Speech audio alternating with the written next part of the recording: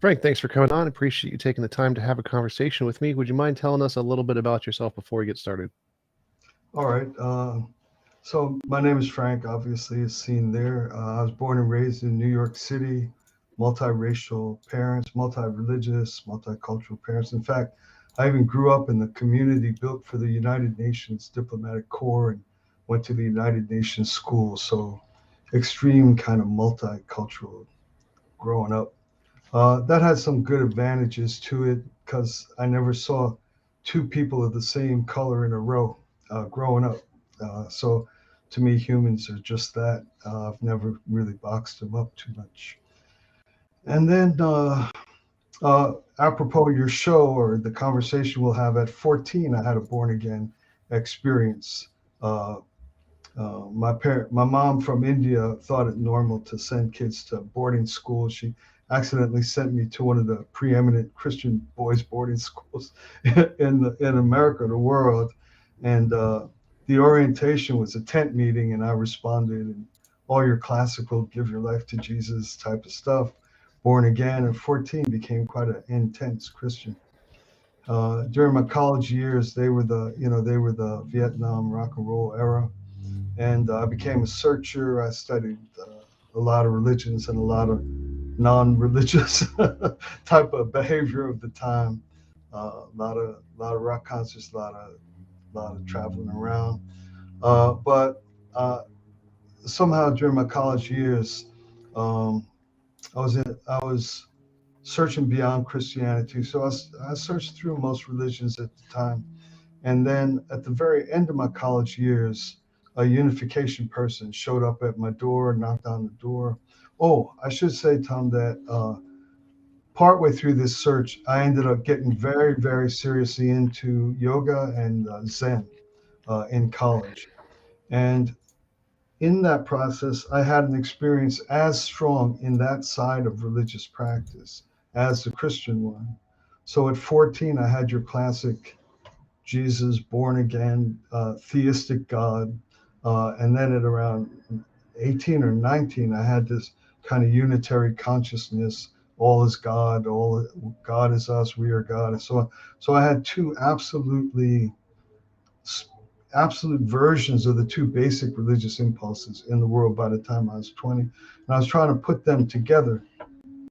And and then at 21 on the nose, a couple of days later, a unification person shows up at my door, says, "Hi, we're a new group in town, a spiritual group, and we harmonize East and West and harmonize religion and science." And so I had a rule to I had to investigate every spiritual path that presented itself to me, no matter how goofy it looked. It was I called it the Yoda rule. It didn't have to look like Jesus or look cool. It was my Yoda rule. So I had to go to this guy's teachings. And long story short, I ended up in the unification group at 21, and I'm still in it. So I think that the reason why I'm with you today is because you reached out to the unification group. So that's a little bit about my background, real short, up into the early years. Very quickly in the intervening years, I together, all of this is together with Sun Myung Moon. He asked me to go study. I studied at Vanderbilt University, got a doctor of philosophy and religious studies, the history of Christian thought. I ran the interreligious work under Reverend Moon, and still do. Even though he's gone, I still do interreligious work. So I have a lot of familiarity with a lot of different religious beliefs. And plus, I have one of my own, namely this unification path. The last thing I'll say, because I won't use up your time, the last thing I'll say is that the relationship with Jesus that began at 14 never went away. It always stayed through all my experimentation. It stayed through, and it remains inside of the unification life I lead. So that's real quick. We could, anybody talk about themselves forever, but I don't, I really want to let you run your show as it should be run. Cool. So I also recently started a church group, kind of a religion. It's very secular though, so there's no God. It's based on my model of morality, and so I can empathize with the benefits of having religious groups. And that's a good positive thing that religion has provided. But I am, of course, an atheist. I don't believe there is a God. You're Uh, right. so I think that the natural world and science best explains everything about the universe we see, and so I don't think there's a strong reason to believe that there is a God or Jesus or any of the deities of any of the religions. So could you tell me Right. some of the reasons that you believe that there is a God, that Jesus is true? Yeah, for me, it's entirely subjective. It's entirely personal.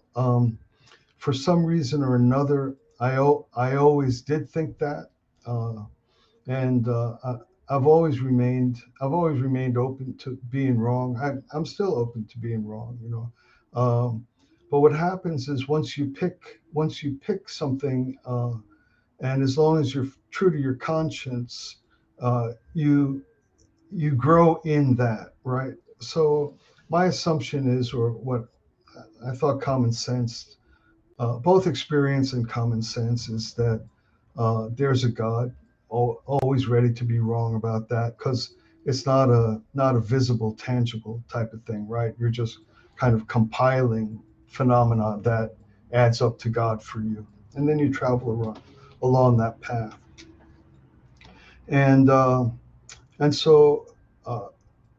For me, the most important element about this question, or our conversation, is not whether or not there is one, but it's a relational type of thing. So if I just give an example, if somebody told me that, if I if as a result of this little encounter, I grow to have a relationship with you, you and I do stuff now and then, maybe one or two visits in 8 years or something, like, grow to like you immensely. And then if someone kept insisting to me that you don't exist, uh, it, it would remain a possibility for me. I could have invented you. I could have imagined all the things that I've been doing with you, etc. It would just seem unlikely. For me, it would make more sense that you do. And so, in a similar way, I start with God, start to try to develop a relationship with God, and so the issue for me is kind of, it's not one too much of proof or evidence, or lining things up, a yes or no. It's more kind of the dignity and decency of a relationship. I've been in this relationship for decades. Uh, I have a great deal of fondness for God. He's put me through hard times, and basically I experience Him as kind and supportive and helpful. And so my response is not really evidences for or something like that. It's more in the realm of simple decency, or dignity, or propriety. It's a long time relationship, and um, again, it's possible God doesn't exist. Similarly to, if someone were to tell me after 10, 15 years that you don't exist, they might be able to prove it, but it gets to be ever more unlikely the more and more you build up what speaks to you, and what is confirmed by your experience. So are you worried by the fact that there are so many like fallacies, biases, illusions, delusions in the human brain? And it seems like a lot of people believe things that don't exist.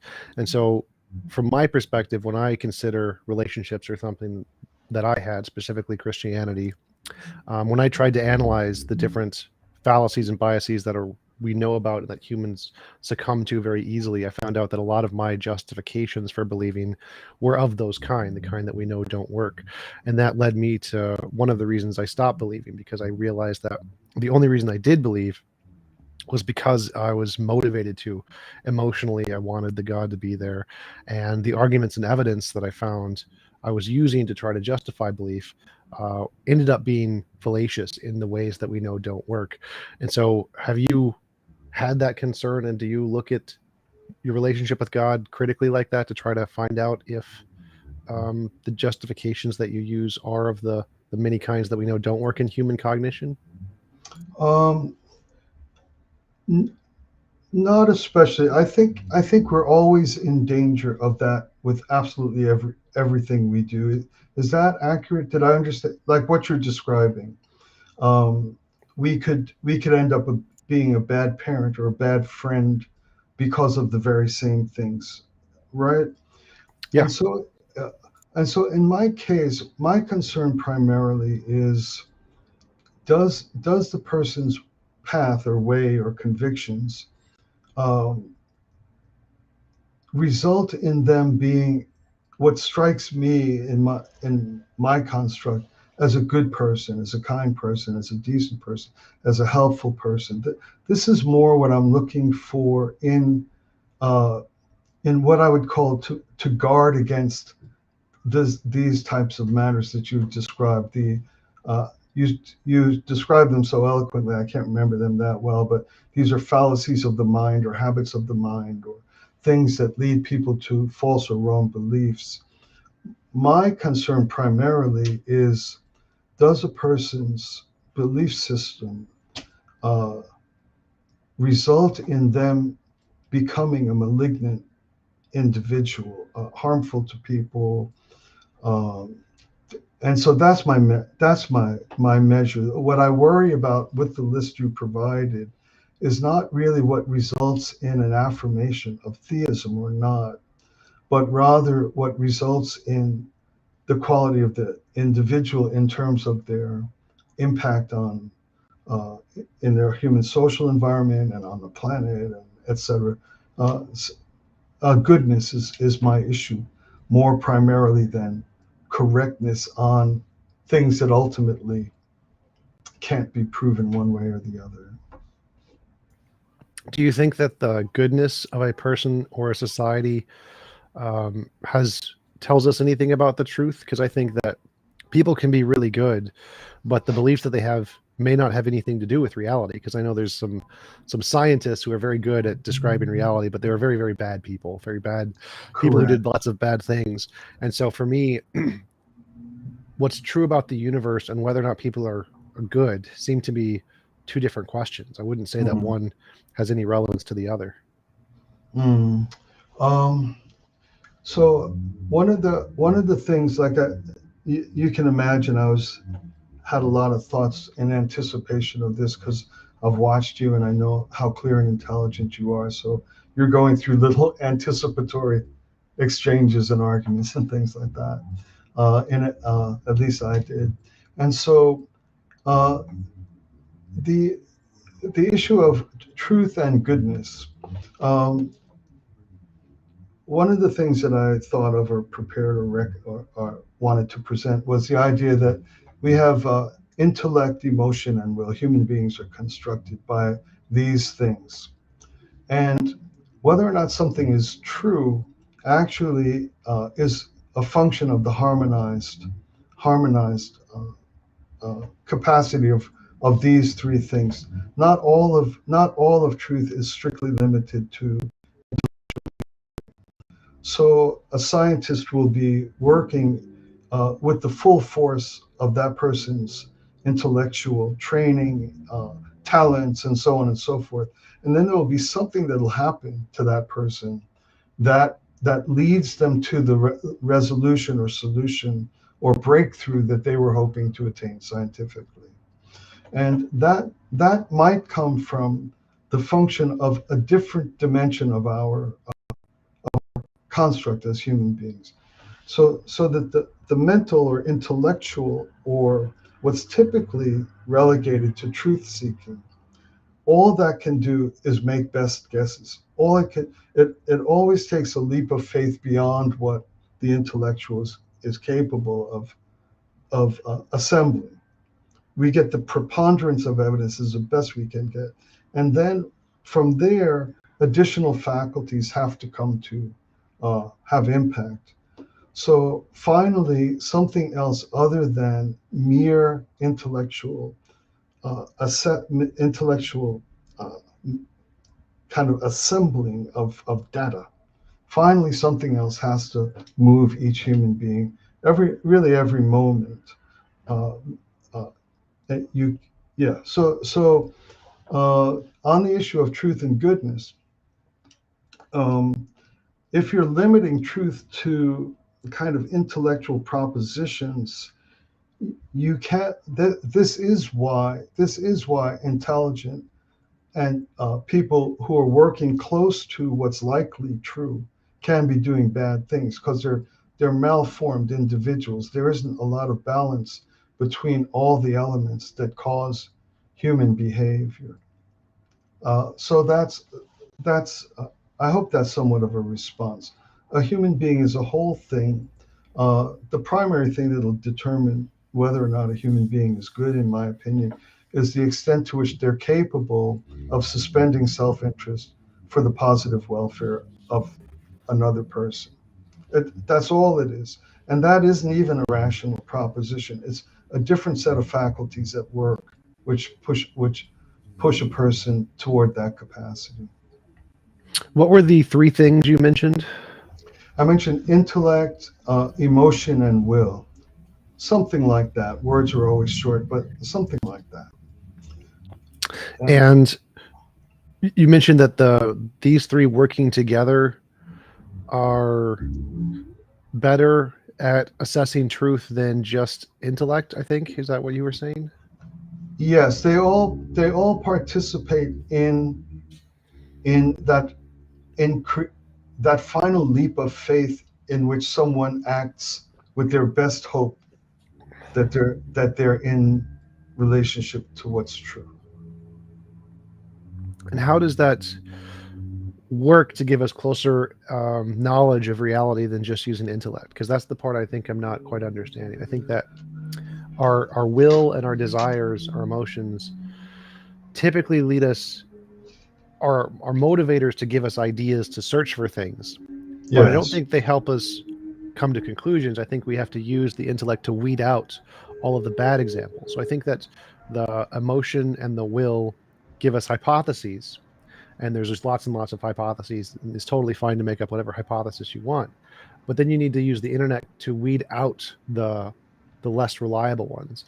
So I wouldn't say that it's you start with intellect and then you add in emotion and will. I think it's you start with emotion and will, and then you filter out of those possibilities the ones that are the least reliable. Mhm. What I was trying to communicate was that the human being is a whole integrated operation of that all the time, uh, and each one has a function. The one that's most highly respected, uh, uh, improperly so, in my opinion, is the intellect. All the intellect is, by my measure, is an enormously helpful faculty, as are the cultivation and development of will and the cultivation and development of emotion. And so the intellect can never conclude. There's never sufficient evidence to conclude with absolute certainty literally anything whatsoever. Its job is to organize, assemble, and assess and collect the highest likelihood of how I'm going to make my decisions, design my actions, uh, posi- uh, behave in my relationships. The intellect is a glorious and magnificent servant of that larger thing that I must be, but it never has the capacity to finally conclude with certainty. Every proposition has has something to at, at least tickle or tease that what you're concluding might in fact not be the case. And so the whole human being is an integrated force of these faculties. They're not serial, they're not separated. They serve one another. Um, Well, so I think I would agree with you there that human being is comprised of both emotion and intellect and will to some extent. But the way I see it is that emotion and will drive us in many different directions, random directions. I like chocolate ice cream. That's my will. But I know that with my intellect, if I eat too much chocolate ice cream, I gain weight. And so I probably shouldn't be eating chocolate ice cream. And so it seems like emotion and will give us desires in all directions, of all kinds of desires. And then we need to use our intellect to say, okay, our emotion is wrong about this. We shouldn't do this. Our will, we shouldn't will this. Those kinds of things. I think the same thing applies to hypotheses about the universe. So I can have a desire to say, want there to be an ultimate being of some kind, but then I have to use my intellect to be like, well, is there evidence for it? Is it one of the fallacious reasoning kinds? And then try to filter out the emotional beliefs that I want to have that aren't supported by evidence. And so whether or not we have certainty, I think we do have certainty about one thing, that I exist. I think I can have certainty about that, but I don't see why it matters whether or not we have certainty. I think what matters is um, what the evidence indicates, and if we should follow the evidence wherever it leads. And I think that if the evidence doesn't indicate what we will or desire, then we probably shouldn't believe it. Just like if I will ice cream, I probably shouldn't just eat ice cream all day. yes.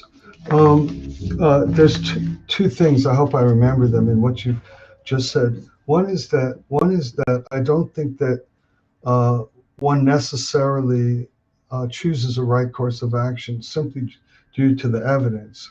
As we all know, uh, there will be a person who knows beyond a shadow of a doubt, with certainty, that too much chocolate ice cream will be detrimental to them, and they eat it until they're 400 pounds, and they're still going.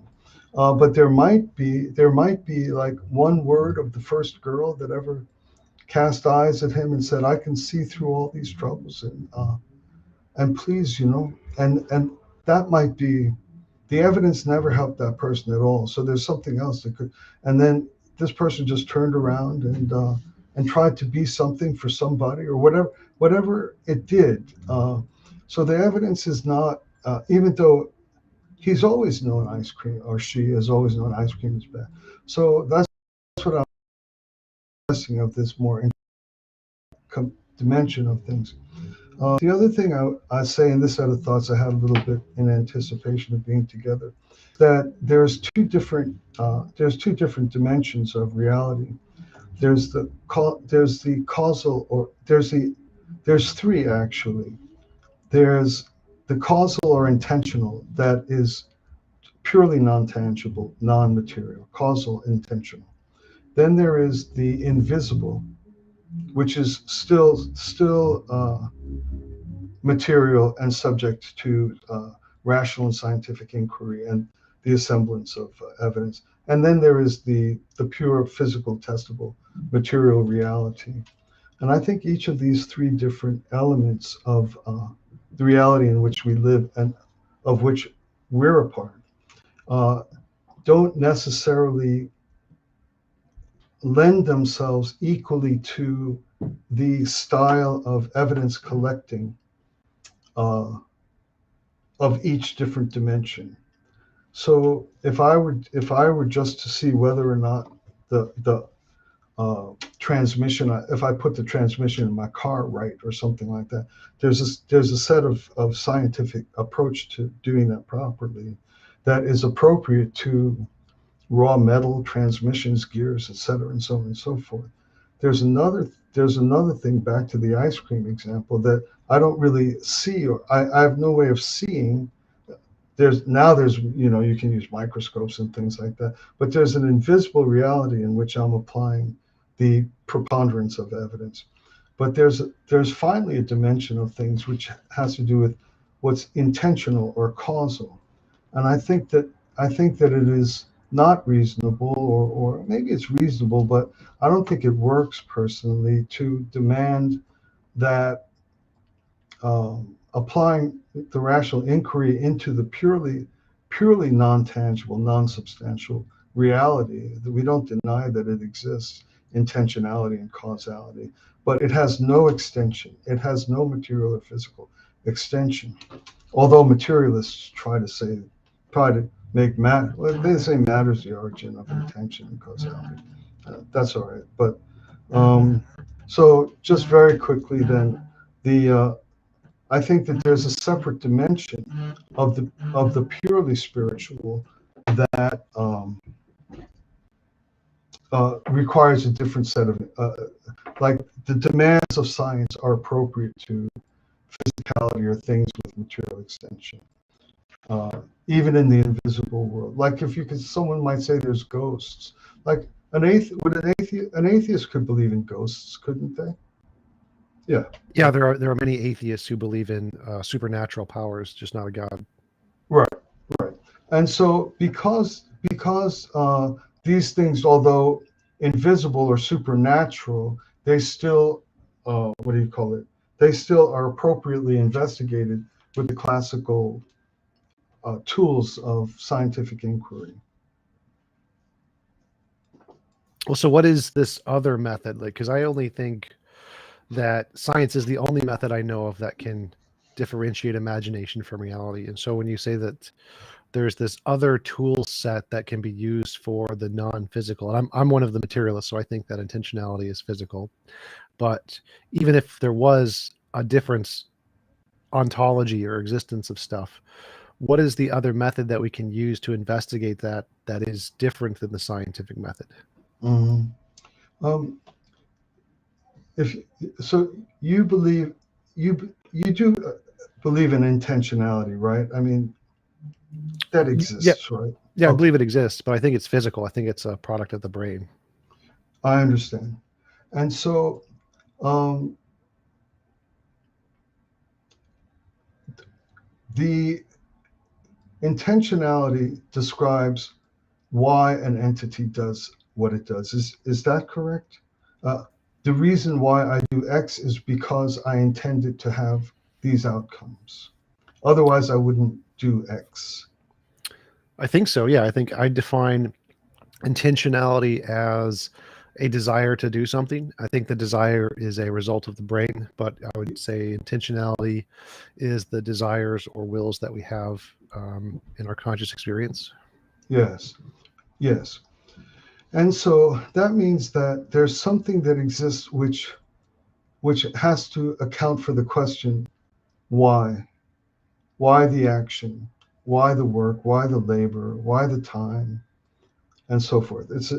Intentionality deals with the question of why, whereas the function of material existence doesn't deal with the, like for example, if you believe that material produces intentionality, um, the question is why does it do so?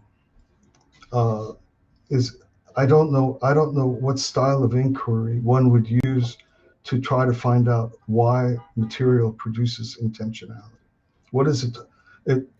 How did it become character? How did it become characterized or capable of producing intentionality? Oh, I think it's an emergent property. So I think that the fundamental nature of reality is quantum fields, and then quantum fields combine in such a way to produce the laws of physics, which then combine to produce particles, which then combine to produce chemistry, which then combine to produce biology, and biology produces brains, and brains produce intentionality. And so I think that the way that nature, the physical processes in nature, operate and combine with one another produces emergent properties, and one of those emergent properties is intentionality and consciousness. Very, very good. So it's I don't want to put words in your mouth. I really want to learn. I'm not here to argue, as you know. But is it's random? It's not real intentionality.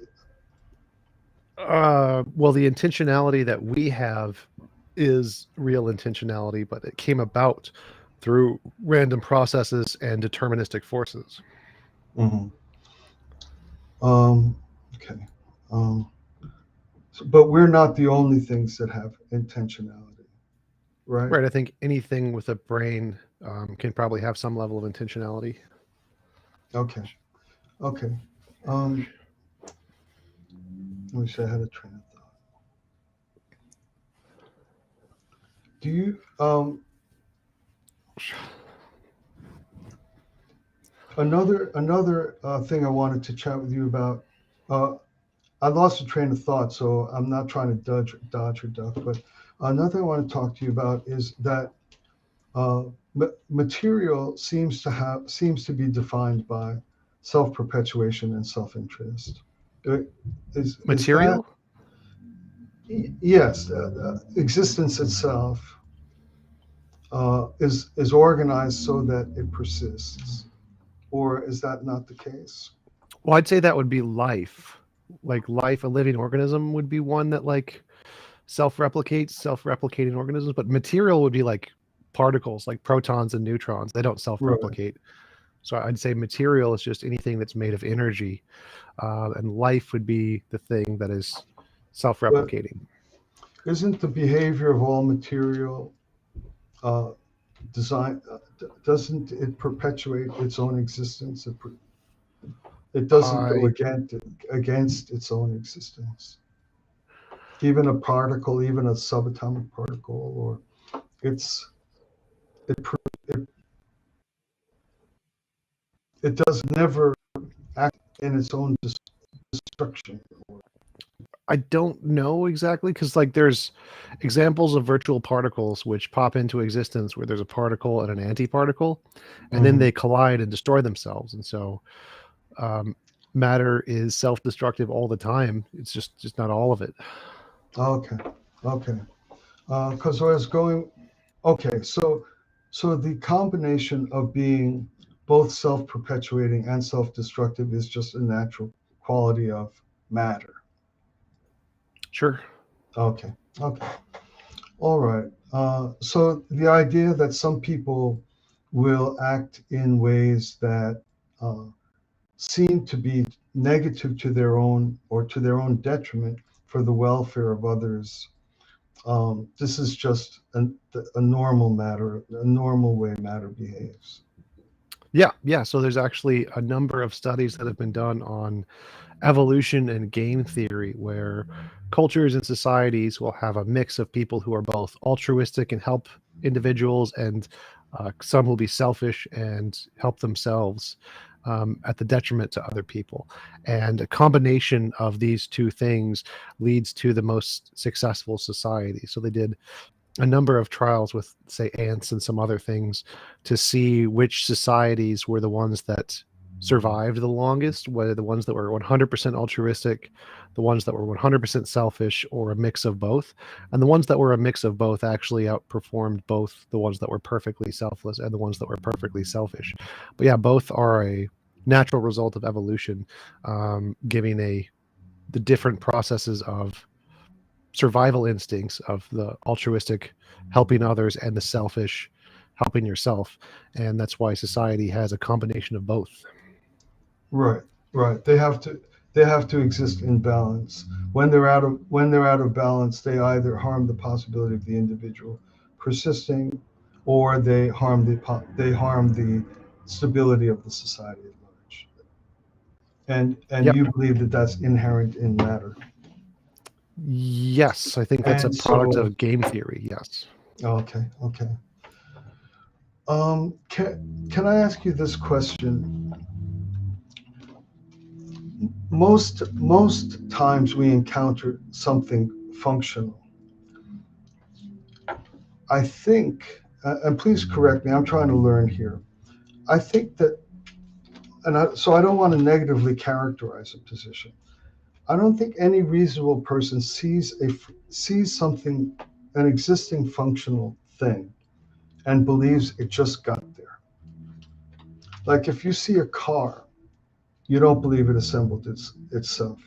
There's nothing you see functioning well that the normal impulse of mind and the most reasonable approach to it is it just got there. If you see, no matter what you see, if it's a functioning design that is adhering to its design and functioning well, the habit of mind is to presume that it was created. It would be unreasonable to think that a car appeared. So that almost everything we see that what do you call it, manifests a functional design. I think that normal people don't think that they just appeared or just got there. So, but it would seem to me, and this is a sincere question, it would seem to me that an atheist has to do that all the time with millions of things, a tree, an eye, an ear, that we're in constant contact with functional things. And in order to be an atheist, I think, or I'm asking, one has to presume that it just got there, that there's no intentional, there's no purpose for it. Like a tree, there's no purpose for it, or a dog, or can you help me with this one, please?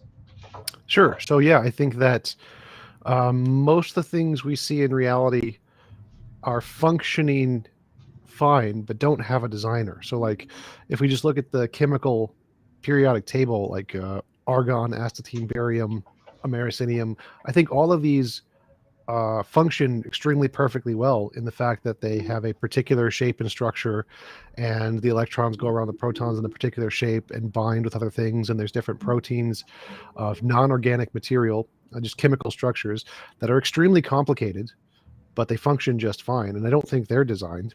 I think that most of the things we see are designed because they're not a product of natural processes. So if we saw a natural process that made cars, we would obviously think that it was not designed, it was just a natural process. And so we see natural processes that make protons and neutrons and gluons and neutrinos and all of the chemicals that are non-organic. And so it seems we don't conclude they're designed. So like if we see a large argon crystal, we don't think that was designed by a mind, because we know that it's made by natural forces, natural processes. And so even though there's extremely complicated things like tornadoes or hurricanes or tsunamis or tectonic plates, there's extremely complicated processes that are purely a result of natural forces. We don't think those are designed. It's only the things that we know that don't come about by natural forces that we think are designed. And so I think most of the things we see in the universe, we probably conclude are not designed because they come about by natural forces. So in the case of a tree, we think that all of the evidence indicates that trees came about through evolution, which is a natural process, in which case we would say it's probably not designed. So we would divide things up into the things that we see that there's a natural force to explain it, and we'd probably call those non-designed things. And then we put a class of things that there's no natural force to do it, and we put those in the designed class of things. And so in the case of trees, I would agree that the atheist thinks they are non-designed because we know of a natural process that could produce the trees. I understand. Um, my it's not only design, because I know that this is a bottomless pit in the conversation with atheists, and in the issue of trying to understand the existence of God, but it's purpose. So there's purpose, so that things that exist, functional things that exist, they design is secondary. The first thing to come into existence is purpose, and the design is a secondary activity in which we try to have our desire or intention or purpose manifest.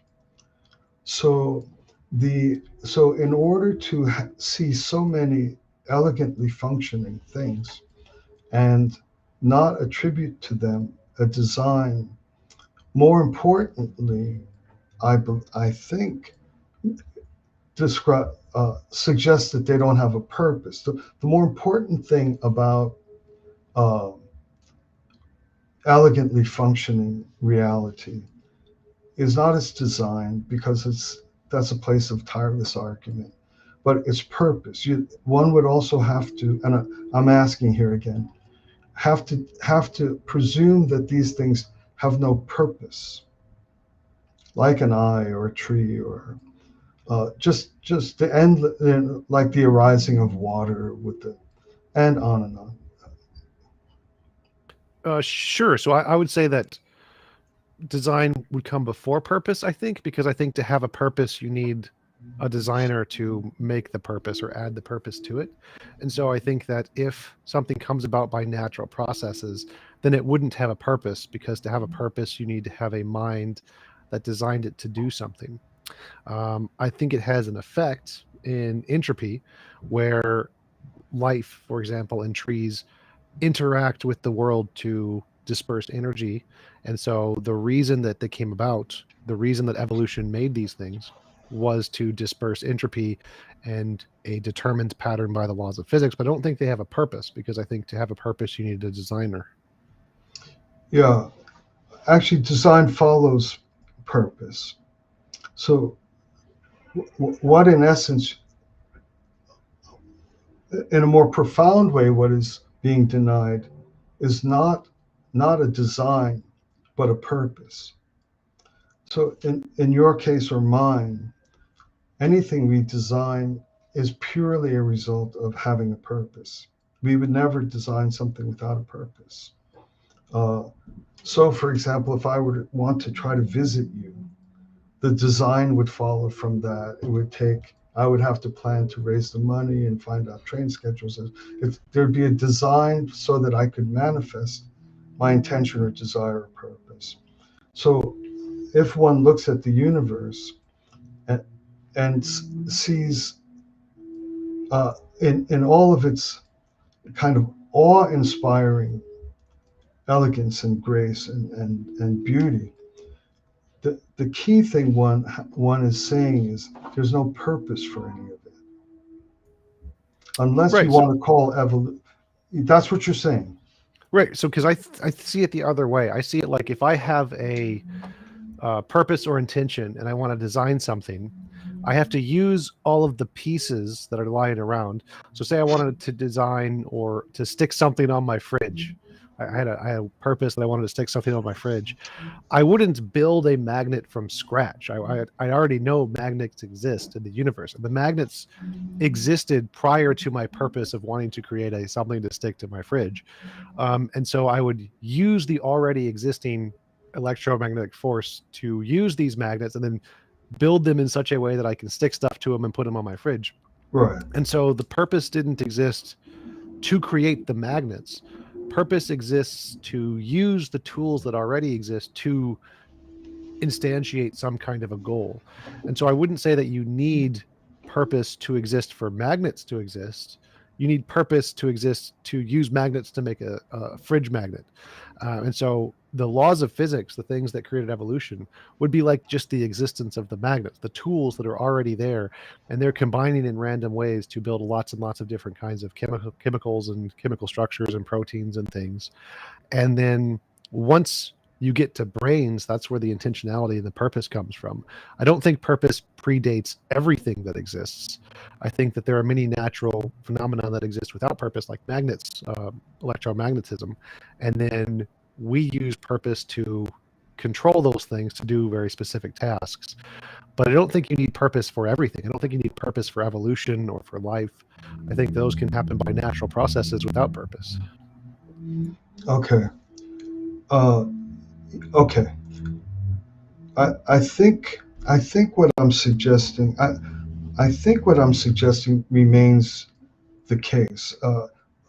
For someone to be a theist or to believe in an ultimate spiritual reality doesn't require that matter doesn't exist uh, contemporaneously. So I think that it seems to me, unless I'm missing something you're saying, that in order to be an atheist, one has to look at elegantly functioning things and conclude that there's no purpose, unless you want to kind of divinize something like evolutionary purpose or scientific law. Like you have to divinize something. You have to give something a godlike quality.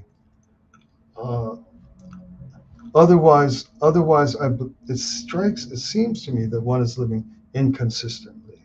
That we see elegantly designed things. The habit of mind is to presume that this was deliberately done.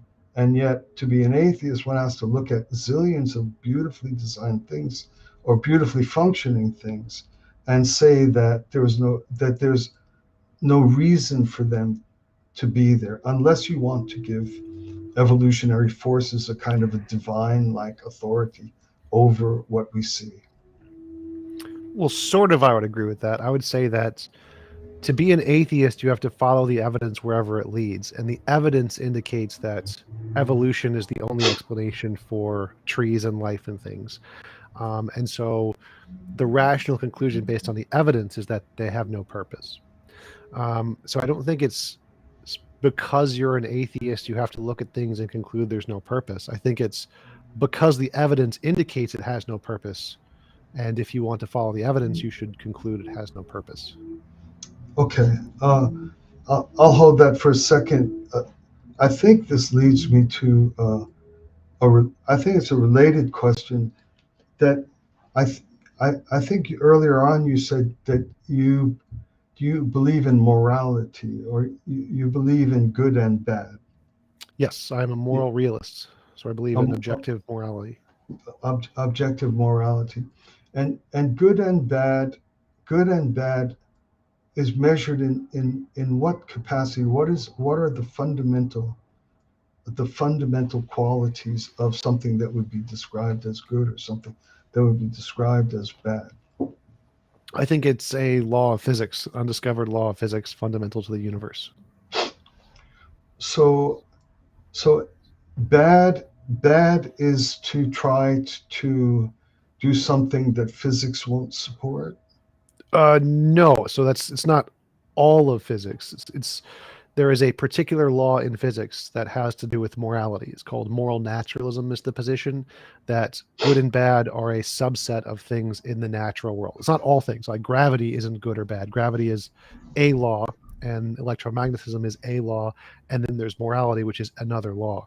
So there's multiple laws of physics, and one of them is the moral law, and but not all of them are moral laws.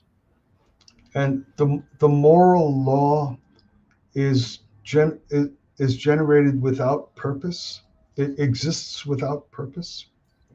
It exists as a fundamental part of reality. So yes, I don't think the fundamental part of reality by definition can't have a purpose, because if it did, then it wouldn't be fundamental. There'd have to be something more fundamental.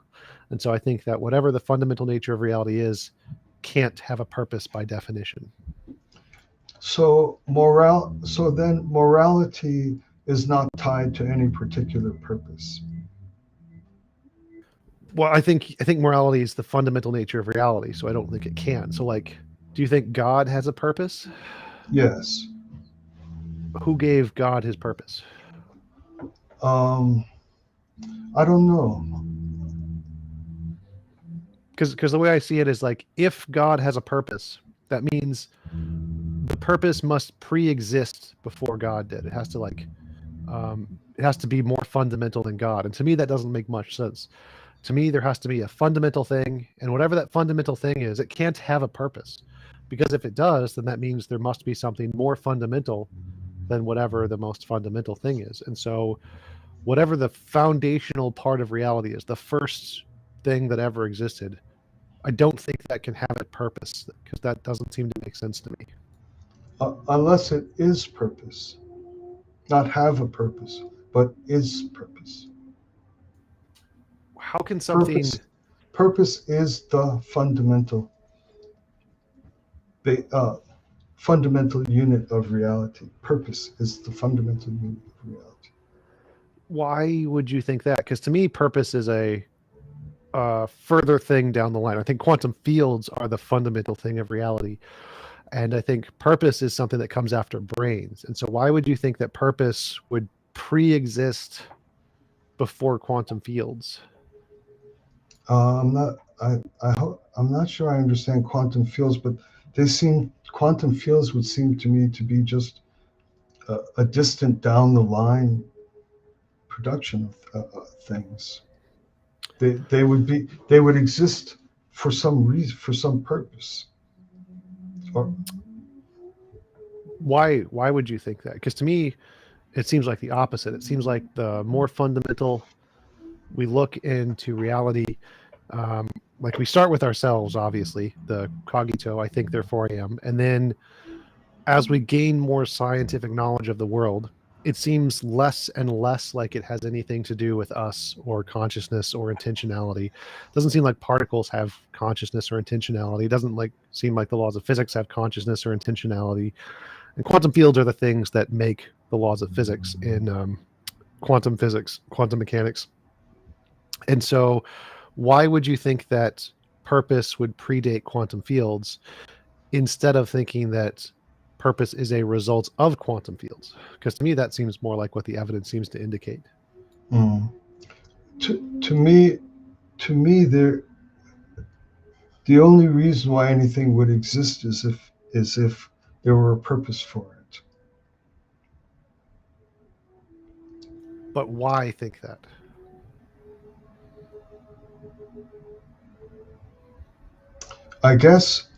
I think that by the kind of preponderance of my experience, uh, both internally and self-reflectively and experientially and materially and relationally, every part of my life suggests that nothing exists without a purpose. Every I myself do nothing without a purpose. I do nothing without a purpose. I do nothing accidentally.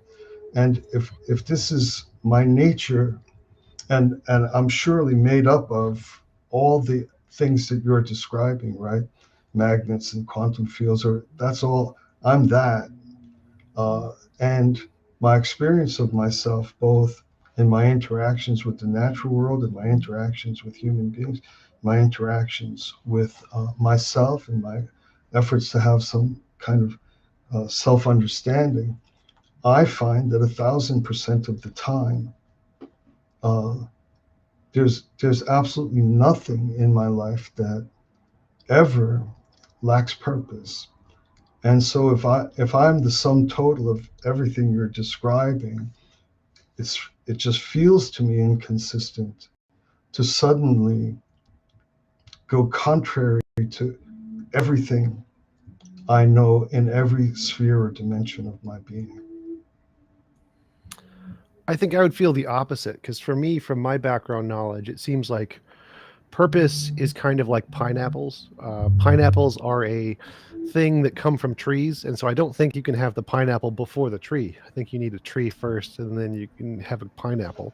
And I think that intentionality and purpose are something that can only come about after conscious agents, and conscious agents require something to be made of. They can't be just a basic thing in the universe. They have to be made of other things, like brains. And so, whatever the fundamental nature of reality is, I don't think it can be conscious or a purpose or a brain. I think it has to be a non personal force of some kind that makes all of the pieces required to build a brain, and the brains then build a purpose. And to me, that's what all the science seems to say, is that there's no purpose or intentionality once you go below the level of brains. Like particles don't have those things, forces don't have those things. There's just the stuff in nature, and purpose is an emergent property of those things.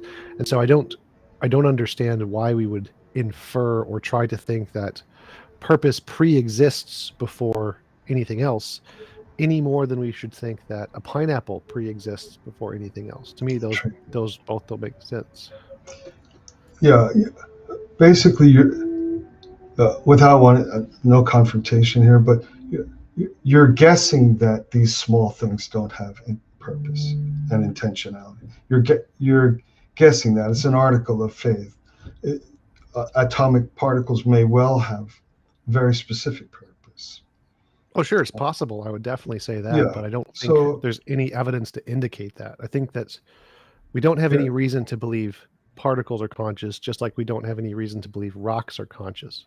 But I have reason to believe you're conscious, and I have reason to believe dogs are conscious. And so if we look at the evidence, I think we're rational in concluding that rocks and particles are not conscious. Even though it's possible, we just haven't discovered it yet. I don't think there's any reason to think that at this point. Hmm. Understood. Understood.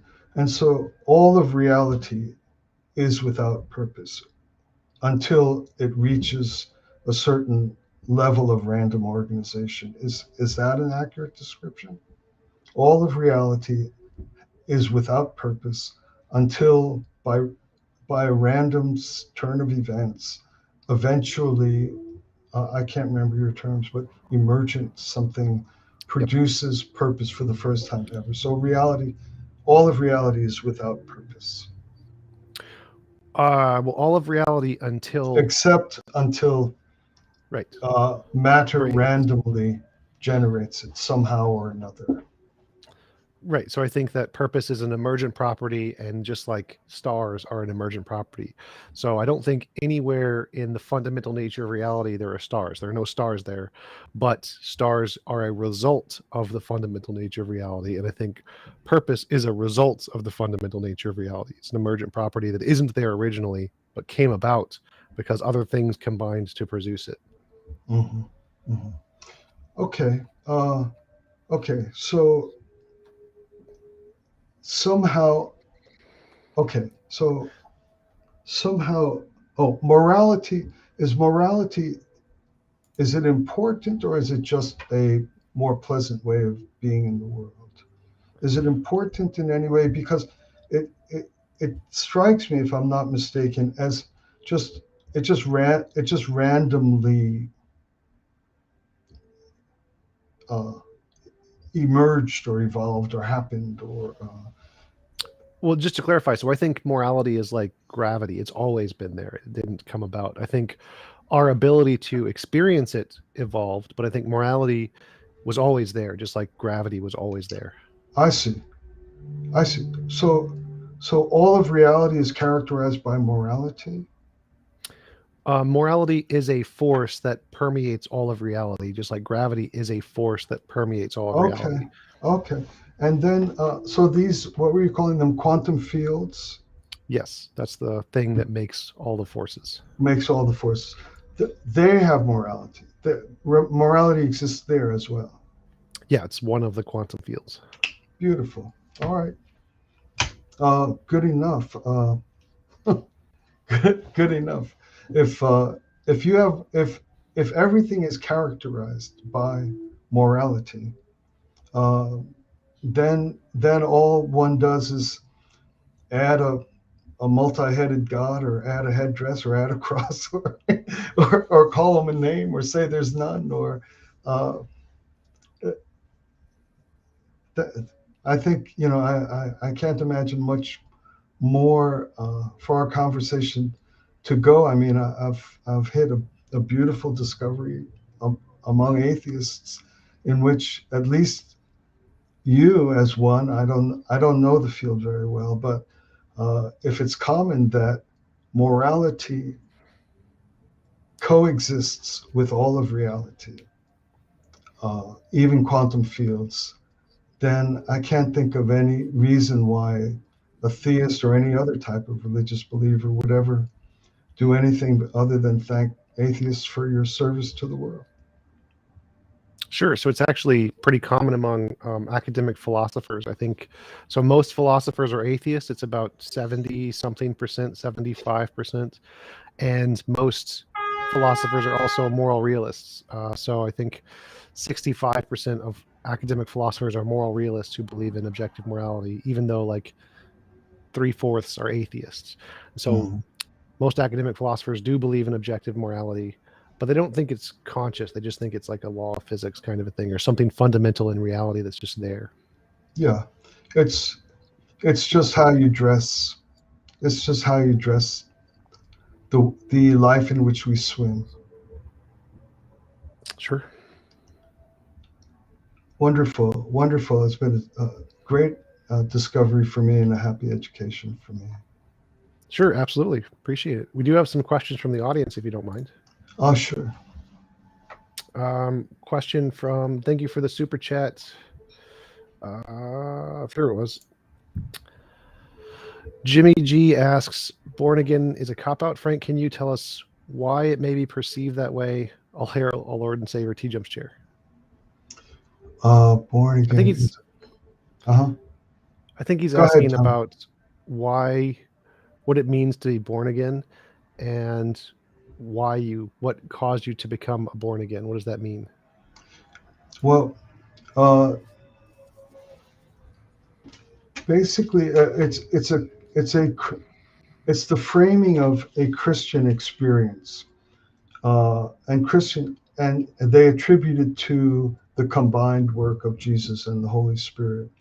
I'm not a so basically a person experiences some radical limitation in their capacity to be as good as they hope to be or want to be, and as a result of the constant experience of this obstruction, they come to feel that they're characterized by ir, an irremovable an irremovable dark impulse or detriment, or it's called sinfulness or something like that, that there's nothing I can ever do myself to not have these uh, counter forces that are driving me to be other than what I wish to be. And then uh, and so the short answer to that is that I'm born that way.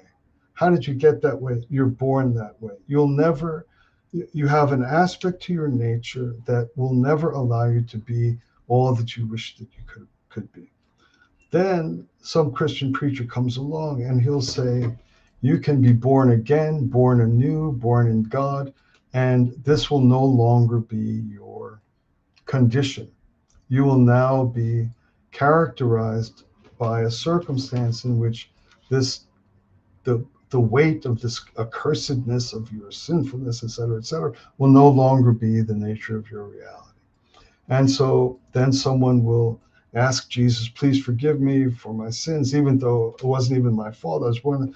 And then suddenly a Christian experiences being born anew, born again, having this great weight of guilt and burden taken away from them. So that's just what born again is. It's basically saying that in a relationship with Jesus and the Holy Spirit, this terrible sense of accursedness no longer characterizes my life. Uh, that's not my religious way of life, but that's what born again is all about. Gotcha. Next super chat was from Good Question. Good Question asks, does purpose pre-exist before God? Um, I I would say that in a similar way, Tom, as you would say that morality is contemporaneous or co-eternal with all of reality or quantum fields or something like that, I would say that purpose is co-eternal or contemporaneous or non-distinguishable temporally from God. They co-eternal and contemporaneous. Gotcha. Good Question also asks, organization is not random, right? So he's asking like organization of the laws of physics, those would not be random. And so evolution isn't random, it's determined by the organization. Right, and that's a little like that quip or joke when you said, "What does the universe sit on?" and it's turtles, a turtle. You know it, right? And what does Yep. that turtle sit on? And the llama says, "They're turtles all the way down." So, if I may, without wanting to sound disrespectful, but the organization, you just keep going further down. How does that come to characterize material existence? Uh, unless that becomes the God, that becomes the divine thing, that somehow that's co-eternal with physics forces or something like that. Gotcha. All right, next question is Masked Bandit asked, have you ever taken psychedelics and what do you think of them? I took tons of psychedelics. I thought they were fantastic at the time. I would be too afraid to use them now. Uh, and I should have been too afraid to use them then. I count myself lucky. Um, I guess they're starting to be studied and used in a more careful way. They may have some good help for medical or spiritual things. Uh, I just hate to have some perfectly beautiful person go into a permanent mental debility. That's my only real worry about them, uh, without a lot of care. Yeah, for sure. There's actually a recent study came out for help with depression using psychedelics can actually really help cure people with depression. So there are lots of potentially very good aspects of them I helping with think people's so. mental states. I think I agree. Charles and Solo, thank you for the super chat. He asked, what method do you use to differentiate imagination from reality? Um, I I guess it's where it seems to land or where it seems to reside. I I don't really have a method. I think I think that they're immediately recognizable for a stable human being. I've never really pondered or seemed to require a method. I feel as though I recognize them quite easily, and I like them both. I hope that's all right for an answer, but uh, how do you tell hot from cold? Or I don't have a method for it, but it's easy for me to spot or something like that. Gotcha. All right. Next question is I don't really understand this question, but it's from Mr. Creaning. He asks, how can you resolve the there is no nouns, only verbs, anatema foundations of the sutras with a personage godlike Christianity? I have no idea what that means. Mm, let me see.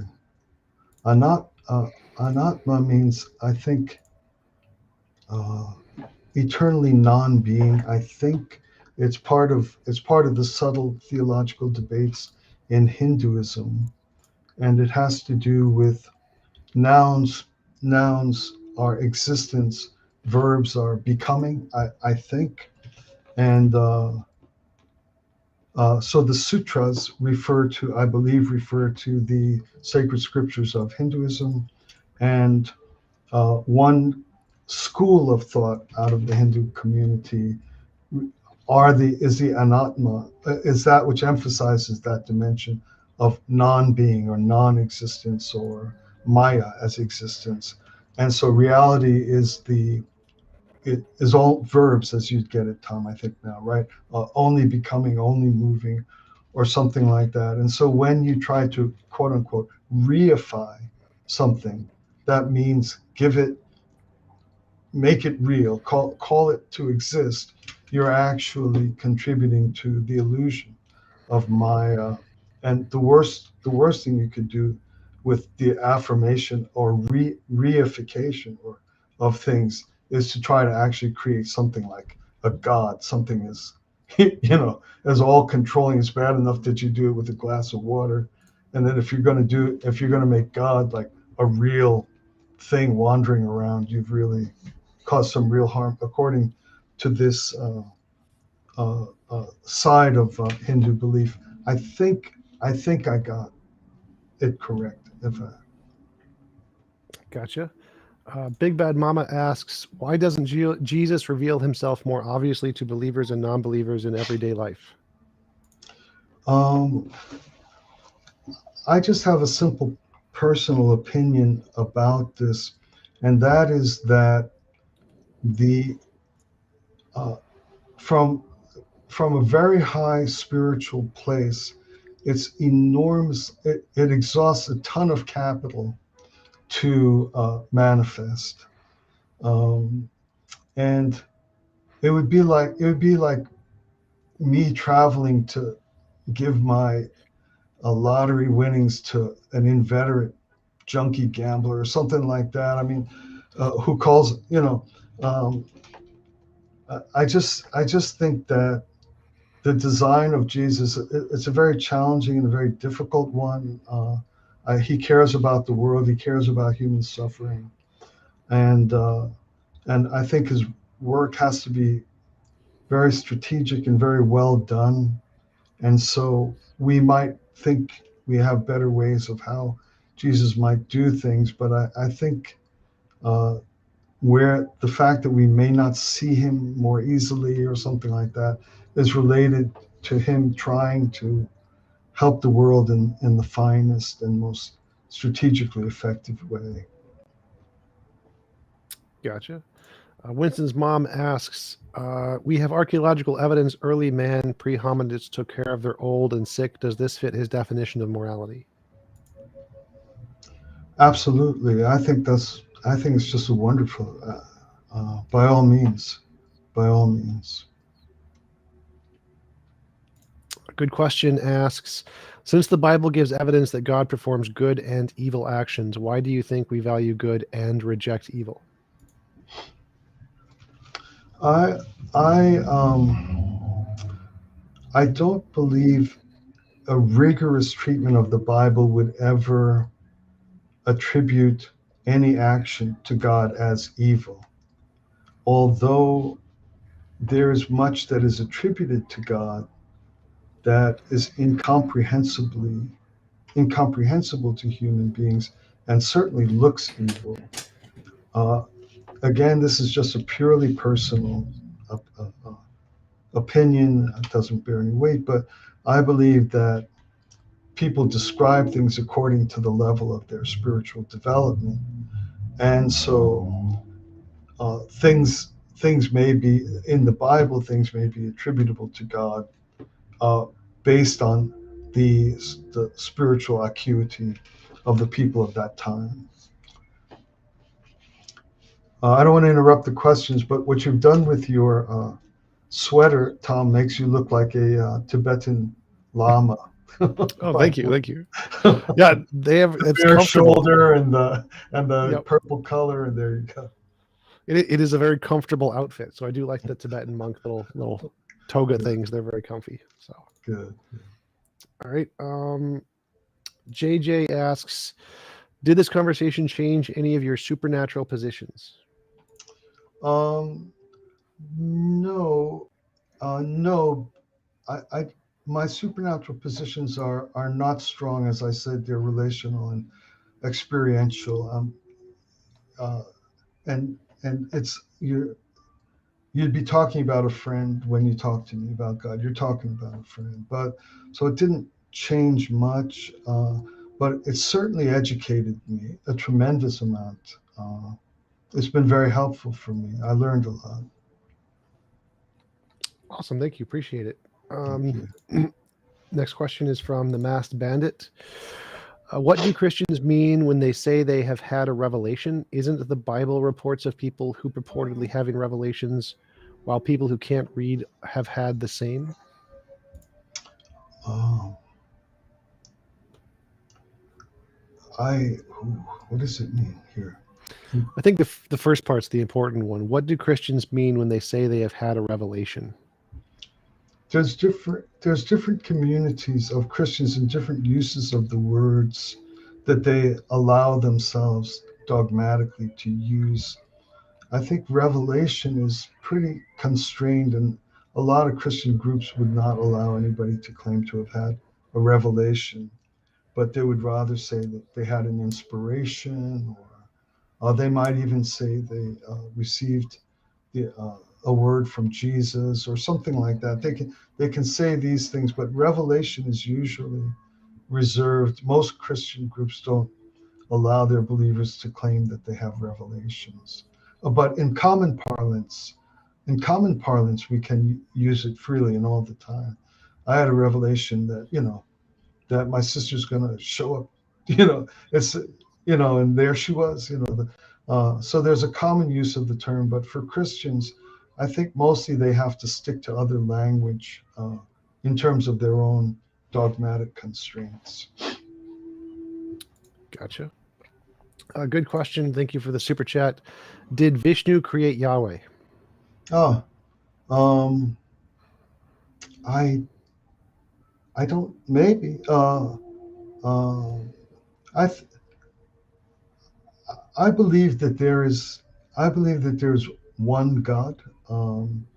If Yahweh is not that God, then maybe Vishnu created uh, Yahweh. But I believe there's one God, and so I wouldn't have one name higher than the other name or whatever. But that's a cool question. I like it. Awesome. The last question is from another wolf. He says, when I cannot measure something that does not exist, why should I believe in a magic being? Everything else is imaginary and chatter. Uh, I when you can. Oh, okay. Again, no need or desire to be argumentative, but uh, I can. There's love. I can feel love for someone. I can feel love grow. I can feel that become stronger over time. I I can't measure it. I don't know what I would use to measure it, but I do know that it has grown. It has become stronger. Um, so I don't call that magic. I call it very real. It's very substantial. I think I'm reasonable to believe that love has grown. So my answer would be something like that, that there's lots of things that don't submit themselves to material calculated measurements. That's how I'd respond. Gotcha. All right, we've been going for about an hour and a half. It was really great having you on. It was a great conversation. Appreciate you taking the time again. Would you like to give any links or references where people can find out more about your work? Okay, I didn't think of that, but I run an interfaith organization called the 12 Gates Foundation, and the URL for that is 12gf12gf.org. And that work is designed to try to help religions cooperate, and certainly atheists as well, because the world needs a lot of caring help, and that's the design of that organization. Awesome. Appreciate it. Absolutely. I have a similar thing. I'll put a QR code for anybody interested. It's the Church of the Best Possible World is the thing I'm working on. And we're trying to buy apartment buildings and offer them at affordable rates to try and make life easier for as many people as possible. So we have a similar goal. Yeah, great. Appreciate the work you're doing. So thanks again. Really appreciate it, and hope you have a wonderful rest of your day. Thanks very much, Tom. Thanks for inviting me on. I appreciate it. Take care.